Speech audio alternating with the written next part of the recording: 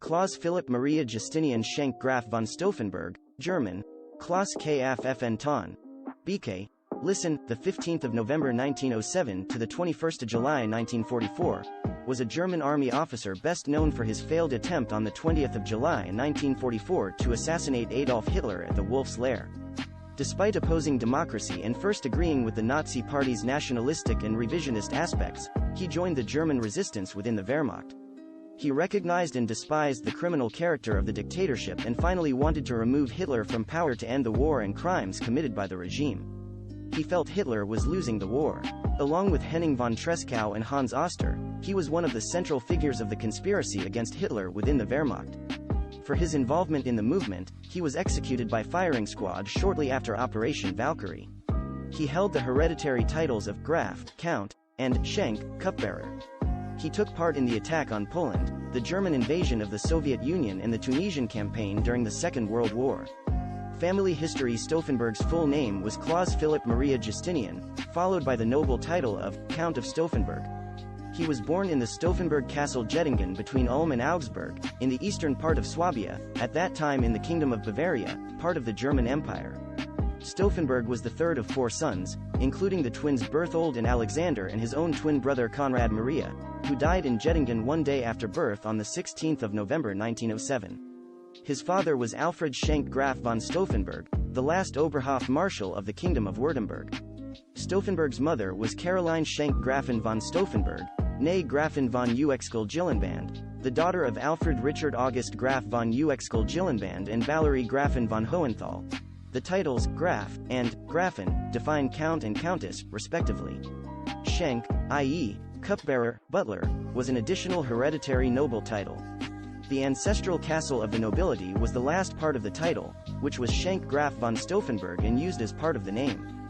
The Stauffenberg family is one of the oldest and most distinguished aristocratic Catholic families of southern Germany. Among his maternal Protestant ancestors were several famous Prussians, including Field Marshal August von Gneisenau. On the 11th of November 1919, a new constitutional law, as part of the Weimar Republic, abolished the privileges of nobility. Article 109 also stated, legal privileges or disadvantages based on birth or social standing are to be abolished. Noble titles form part of the name only. Noble titles may not be granted anymore. Early life: in his youth, he and his brothers were members of the Neupfadfinder, a German scout association and part of the German youth movement. Like his brothers, he was carefully educated and inclined toward literature, but eventually took up a military career. In 1926, he joined the family's traditional regiment, the Reiter Regiment 17, 17th Cavalry Regiment, in Bamberg. It was around this time that the three brothers were introduced by Albrecht von Blumenthal to the poet Stefan George's influential circle, Georgekreis, from which many notable members of the German resistance later emerged. George dedicated Das Neue Reich, the New Empire, in 1928, including the Geheimes Deutschland, Secret Germany, written in 1922, to Berthold. Stauffenberg was commissioned as a lieutenant, second lieutenant, in 1930. He studied modern weapons at the Kriegsakademie in Berlin, but remained focused on the use of horses, which continued to carry out a large part of transportation duties throughout World War II, in modern warfare. His regiment became part of the German 1st Light Division under General Erich Hoepner, who had taken part in the plans for the September 1938 German resistance coup, cut short by Hitler's unexpected diplomatic success in the Munich Agreement. The unit was among the Wehrmacht troops that moved into Sudetenland following its annexation to the Reich as per the Munich Agreement.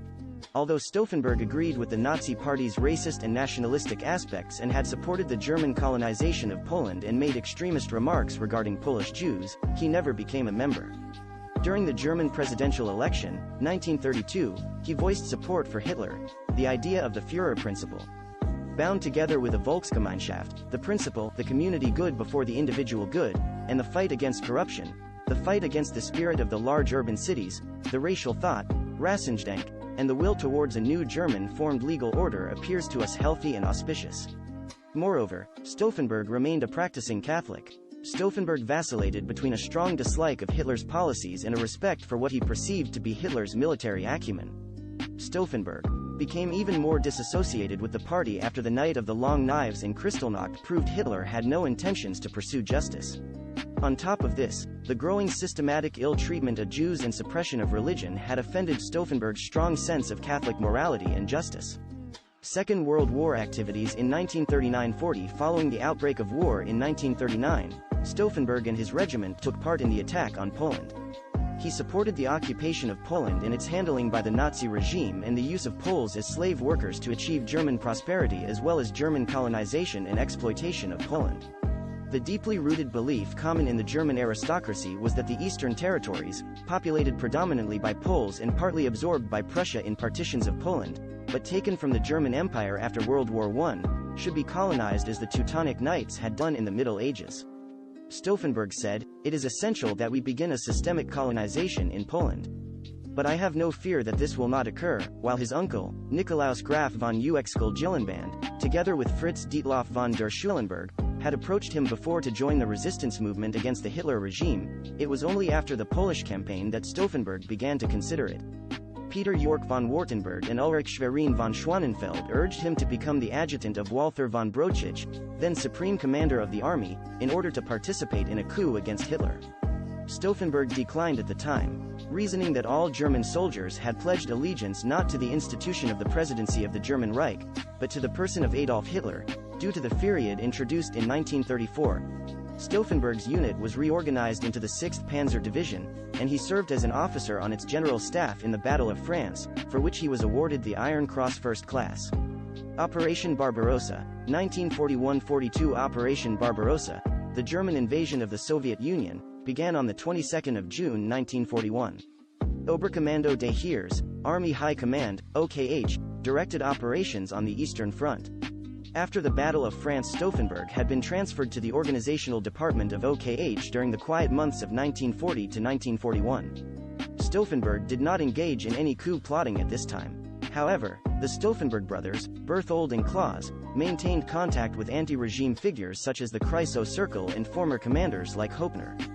They also included civilians, even social democrats like Julius Leber, in their scenarios for an administration after Hitler. According to Hoffmann, citing Brigadier Oskar Alfred Berger's letters, Stauffenberg had commented openly on the ill treatment of the Jews when he expressed outrage and shock on this subject to fellow officers in the General Staff headquarters in Vinnytsia, Ukraine, during the summer of 1942. Stauffenberg's friend, Major Joachim Kuhn, was captured by the Red Army. During interrogation on the 2nd of September 1944, Kuhn claimed that Stauffenberg had told him in August 1942 that they are shooting Jews in masses. These crimes must not be allowed to continue. Tunisia, 1943. In November 1942, the Allies landed in French North Africa, and the 10th Panzer Division occupied Vichy, France, Case Anton, before being transferred to fight in the Tunisia campaign, as part of the Afrika Corps. In 1943, Stauffenberg was promoted to Oberstleutnant I.G. Lieutenant Colonel of the General Staff, and was sent to Africa to join the 10th Panzer Division as its operations officer in the General Staff, IA. On the 19th of February, Rommel launched his counter-offensive against British, American and French forces in Tunisia. The Axis commanders hoped to break rapidly through either the Spiba or Kasserine Pass into the rear of the British First Army.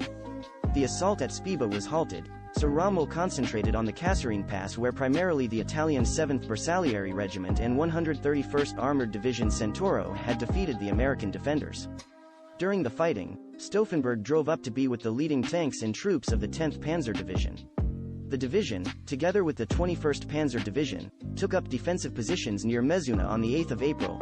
On the 7th of April 1943, Stauffenberg was involved in driving from one unit to another, directing their movement.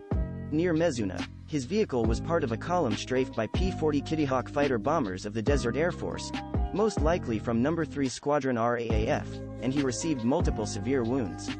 Stauffenberg spent 3 months in a hospital in Munich, where he was treated by Ferdinand Sauerbrich. Stauffenberg lost his left eye, his right hand, and 2 fingers on his left hand. He jokingly remarked to friends never to have really known what to do with so many fingers when he still had all of them. For his injuries, Stauffenberg was a war